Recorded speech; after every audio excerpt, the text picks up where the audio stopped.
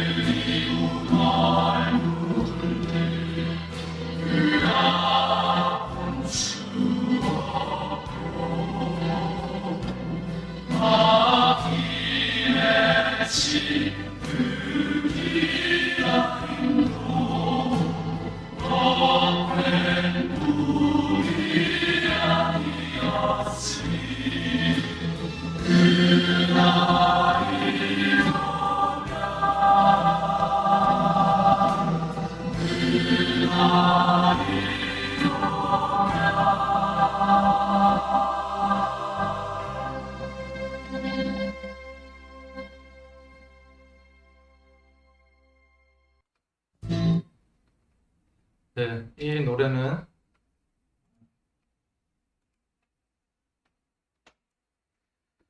노동자의 인권이 회복되는 날을 꿈꾸며 산하해간 전태일 씨를 추모하며 만들어진 노래입니다.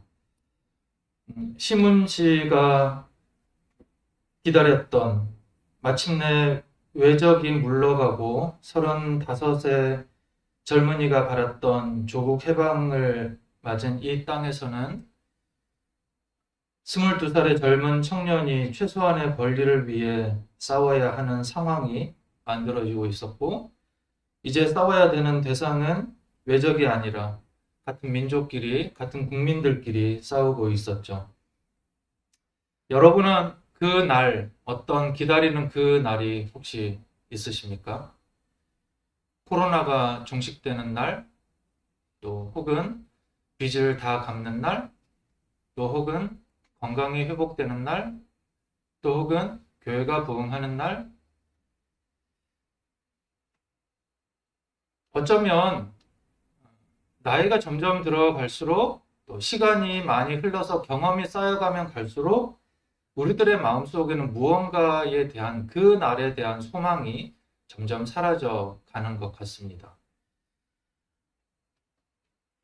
22살의 젊은 청년이 산하해간 그때로부터 50년이 지났지만 우리는 아직도 여전히 여러 종류의 고통, 개인적인 고통과 또 사회적인 갈등에서 벗어나는 날을 마음 가운데서는 기다리고 있지만, 그러나 그 기다림은 우리 가운데서 구체화되지 못하고 기다림이라는 말을 붙이기조차도 참 안타깝게 그저 하염없이 시간을 보내고 있는 것 같습니다. 요엘 선지자의 눈에는 우리가 지금 봤던 이 시와 또 노래에서 있던 이런 모든 상황들이 총망라된 상황 가운데서 고통 속에 신음하는 이들이 눈에 보였습니다. 이스라엘 사람들은, 농부들은 밭이 황폐해져서 울고 제사장들은 제물로 드릴 것이 없어서 울었습니다. 그 땅에는 어마어마한 수의 메뚜기 떼가 날아들어서 그 땅에 있는 모든 작물들을 다 먹어치웠고, 그 작물들을 다 먹어치운 그 땅에는 또 외적들이 나타나서 그들을 힘들게 하고 있었고, 거기다가 그 땅도 마르고, 그래서 땅도 신음하고 들짐승도 신음하고 있었습니다. 유대인들은 적과 꿀이 흘러야 하는 가나안 땅이 말라 비틀어져서 입에 풀칠하기도 힘든 상황에서 외적들의 침략과 압제를 받고 있었고, 그들로부터 하나님이 어디 있냐는 비난과 수모까지 받아야만 했습니다. 유대인들은 이런 상황에서 벗어나서 회복될 그 날만을 기다리고 있었지만, 사실은 역사 속에서 그 유대인들은 점점 그 날에 대한 기다림마저도 사실은 사라져가고 있었죠. 실제로 예수님께서 오셨을 때는 그 날에 대한 기다림은 굉장히 흐려지고 있었습니다. 그런데 이들이 회복될 그 날만을 기다리고 있었지만 요엘 선지자는 더 안타까웠던 것이 지금 그들이 겪고 있는 그런 상황이 시작이라는 것을 알았던 것이죠. 그것이 끝이 아니라, 조금만 견디면 끝나는 것이 아니라 이제부터 시작이라는 것입니다. 그리고 무엇보다 더 중요한 것은 이런 상황이 왜 생겼는지, 그리고 어떻게 해야 종식이 되는지, 종식이 된다고 하더라도 해결되는 것이 아니라는 것입니다. 오늘 요엘서에서 말하는 그 날은 여호와의 날입니다.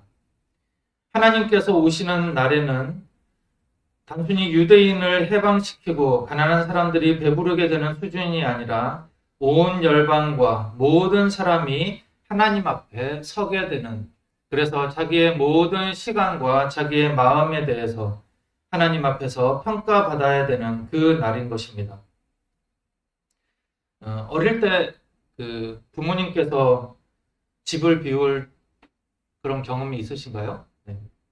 저도 이제 어릴 때 친구들을 굉장히 좋아했었어요. 그래가지고 툭 하면 막 친구들을 집에 불러오고 했었는데, 그러면 이제 좀 눈치 보이잖아요. 근데 이제 며칠씩 집을 비우고 이러면 아주 이제 살판이 나는 거죠.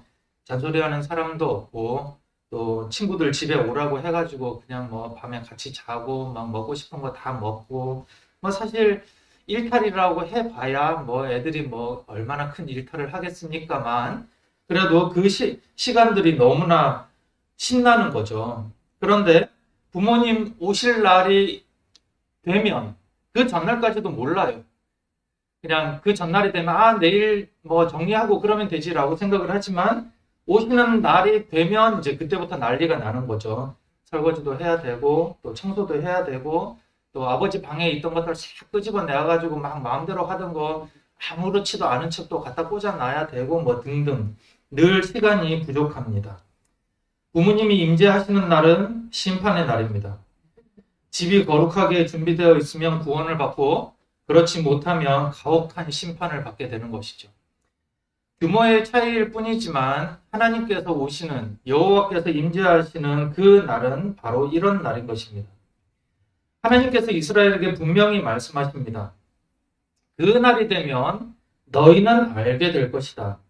내가 너희 가운데 있다는 것과 내가 주 너희의 하나님이라는 것과 나 말고는 다른 신이 없다는 것을 깨닫게 될 것이다. 하나님께서 이스라엘에게 그 날이 되면 너희가 알 것이다 라고 하는 말은 역으로 보면 너희는 아직 모른다는 것이죠. 내가 너희 가운데 있다는 것, 내가 주 너희의 하나님이라는 것, 나 말고는 다른 신이 없다는 것을 너희는 모른다는 것입니다. 그렇기 때문에 이 말씀은 지금 그들이 하나님의 통치하심에 대해서 지금도 여전히 하나님께서 통치하고 계신다는 것, 그리고 그 하나님은 전지전능하셔서 그 능력이 어마어마하다는 것을 그들이 믿지 못했고 그렇기 때문에 그들은 하나님께 올인해서 순종하지 못했던 것입니다. 그렇기 때문에 그들에게 중요한 것은 그들이 어떻게 할 것인가, 그 날이 오면 그들이 어떻게 될 것인가가 중요한 것이 아니라 지금 그 날이 되기 전에 어떻게 할 것인가가 그들에게 중요한 것이죠. 그래서 요엘 2장 12절과 13절에서 이렇게 말씀하십니다. 지금이라도 너희는 진심으로 회개하여라. 나 주가 말한다. 금식하고 통곡하고 슬퍼하면서 나에게로 돌아오느라. 옷을 찢지 말고 마음을 찢어라. 회개하고 마음을 찢으라 라는 말은 너희들이 지금까지 종교 생활을, 제사를, 예배를 열심히 하지 않았으니 열심히 해라 라는 말이 전혀 아닌 것이죠. 그들의 회개하라 라는 말은 그 삶의 방식에서 돌이키라는 것입니다. 그들이 생각하는 그 방식을 바꾸라는 것이죠. 하나님은 이스라엘에게 단호하게 말씀을 하십니다. 너희를 공격하게 한 것은 바로 나다. 너희들이 왜 지금 이런 어려움을 겪고 있는지 아냐? 내가 너희들을 힘들게 해서다. 그러면 왜 내가 너희들을 힘들게 할까? 너희들의 삶의 방식 때문이다. 라고 이야기를 하시는 것이죠. 그들이 깨닫도록 하기 위해서 깨닫고 돌아올 때까지 점점 더 강도 높은 고난을 주시는 것입니다. 우리 삶에 있어서 고난이라고 하면 없으면 좋고 고난이라고 하면 생각하기만 해도 너무나 힘든 것이지만 그러나 사실은 무너지고 완전히 무너져야 새롭게 세워질 수 있습니다. 모든 부분들이 다 그러고 있어요. 집에 기둥이 기울어져 있고 그래서 언제 쓰러질지 모른다고 한다면 그 기둥을 해체해야 되는 것이죠. 그 삶의 방식이 온 군대가 다 썩어 있다면 완전히 도려내야지만이 새살이 돋는 것입니다. 그것처럼 그렇게 새살이 날 때까지 그 썩은 부분을 도려낸다라고 하는 것은 그것은 엄청난 고통이지만 그때서야 비로소 새로운 삶의 변곡점이 생기게 되는 것이죠. 이스라엘 역시도 마찬가지였습니다. 그들의 삶에 있어서는 왜 우리가 이렇게 힘들어야만 하는가가 중요한 것이 아니라 우리의 이런 부분에서 지금 우리가 무엇을 해야 새롭게 될 것인가를 깨닫는 것이 그들에게 중요한 것입니다. 그들에게 있어서 회개하는 것만이 유일한 길인 것이고 회개할 때에 비로소 하나님의 영을 받을 수 있게 됩니다. 그들의 회개가 중요한 것은 그냥 단순히 회개하면 복을 받는다, 회개하면 구원을 받는다라는 것이 아니라 그날 이후에도 그들에게 있어서 중요한 지점이 남아있기 때문이죠. 그날의 모든 사람, 모든 민족이 하나님의 심판을 받게 되기 때문에 비록 지금은 하나님께서 이스라엘의 죄악으로 인해 그들을 사용해서, 그들이라고 하는 것은 그 주변에 있는 열방들입니다.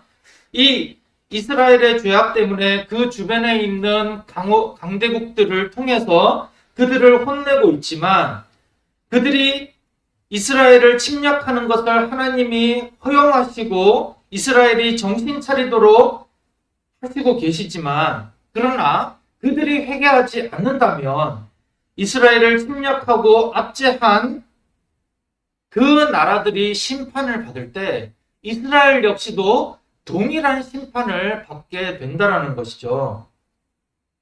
하나님께서는 그 나라 이스라엘을 침략하고 압제한 그들에 대해서 심판을 하실 것이라 말씀을 하십니다.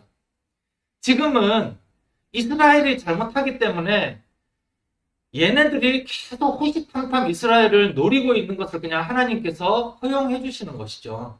그러나 그 날이 되면 이들이 이스라엘을 침략하고 압제하고 괴롭게 했던 그 부분에 대해서 그들도 동일하게 심판을 받게 되는 것입니다.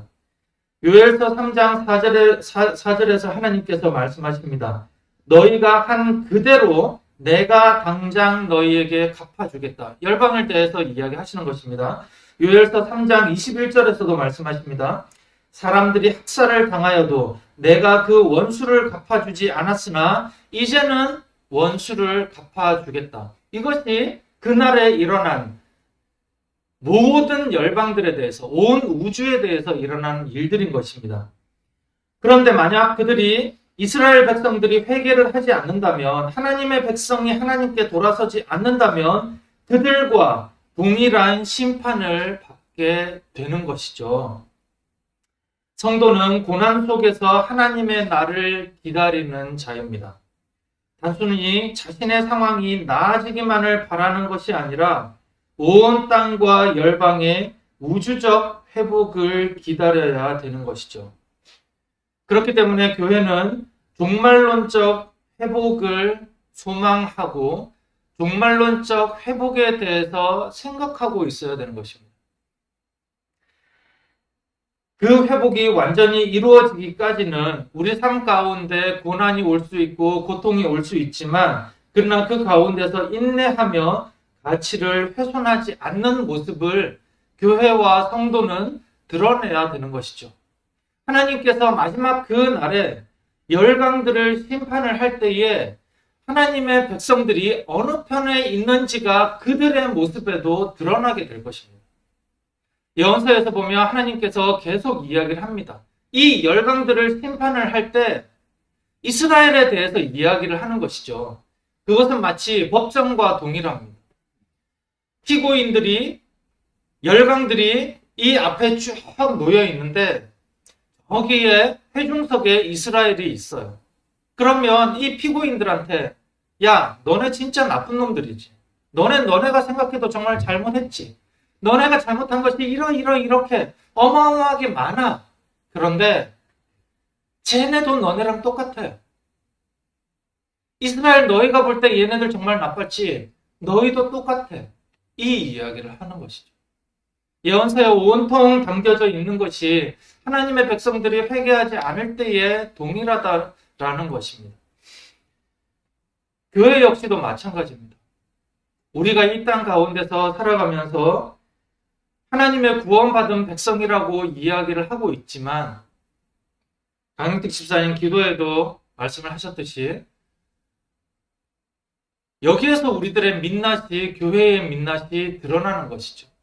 하나님의 우주적인 그 회복에 대해서 소망하고 기대하고 바라고 버티는 것이 아니라 지금 이 시대에 내 눈앞에 있는 고난, 아니 그거보다 더 하나님을 믿지 않는 사람들보다 더 탐욕적으로 보이는 것이, 탐욕적으로 행동하는 것이 교회들의 모습인 것입니다.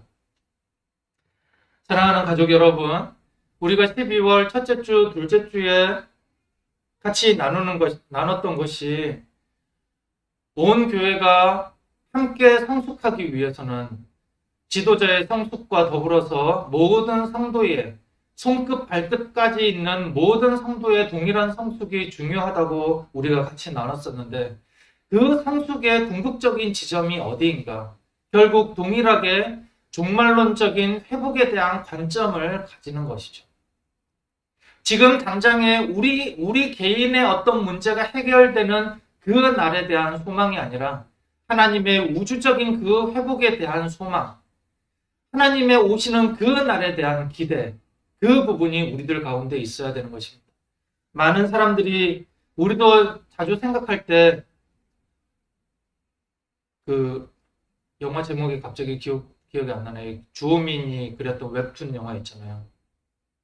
그 지옥 나온 신의 친구와 함께. 네. 거기에서 보면 저도 보면 어렴풋이 하나님의 심판이라고 하면 그런 식으로 생각을 하는 것 같아요. 우리가 다 죽으면 하나님이 저기에 계시고 우리는 다 일일로 쫙 서가지고 다 한 것에 대해서 평가받고 그런 모습들인 것 같아요. 그러나 실제로 하나님께서 우리들에게 말씀하시는 그 심판이라고 하는 것은 이미 그때가 오기 전에, 그 날이 오기 전에 이미 하나님의 백성들은 다 하나님 앞에서 그것에 대해서 다 심판을 받았고 그 날이 오는 것은 우리에게 죄값을 치르는 심판이 아니라 구원의 날이 되어야 되는 것이죠. 우리 사랑하는 가족들, 우리 모두가 이제 다음 주, 이번 주 돌아오는 토요일이 예수님께서 오신 그 날을 기념하는 날인데요. 단순히 성탄절, 메리 크리스마스보다 더 중요한 것이 과연 우리 가운데 하나님께서 우리들에게 오신 그 날에 대한 기대감이 있는가? 또 우리들 가운데 진정으로 우주적인 회복을 소망하는 그런 마음들이 우리 가운데 있는가? 돌아보면서 우리의 삶 가운데 그런 종말론적인 회복을 소망하고 또 그런 소망 가운데서 인내하는 우리들의 모습이 될 수 있기를 예수 그리스도의 이름으로 축원합니다.